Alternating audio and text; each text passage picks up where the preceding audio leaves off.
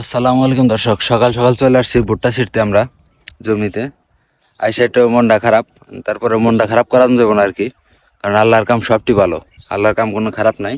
যাই হোক, বসে বসে আজকে নতুন এক অভিজ্ঞতা, বসে বসে ভুট্টা ছিঁড়তেছি। সবসময় দাঁড়িয়ে ছিঁড়া লাগে, মানে একটা গাছও দাঁড়িয়ে নাই, সব আর কি ঝড়ের ঠেলায় সবগুলা গাছ শুয়ে পড়ছে, একবার মাটিতে লেটায় পড়ছে।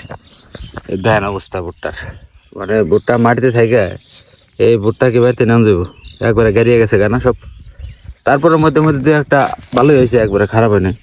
তারপরে আসানোরও ভয় নাই আর কি।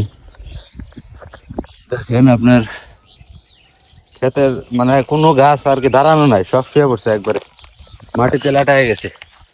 লেটায় যায় অবস্থা খারাপ, মানে আরো বৃষ্টি হয়েছে, বৃষ্টিতে একবারে মনে করেন গেড়িয়ে গেছে গা, প্রায় অধিকাংশ ভুট্টা গেড়িয়ে গেছে গা, কিচ্ছু করার নাই।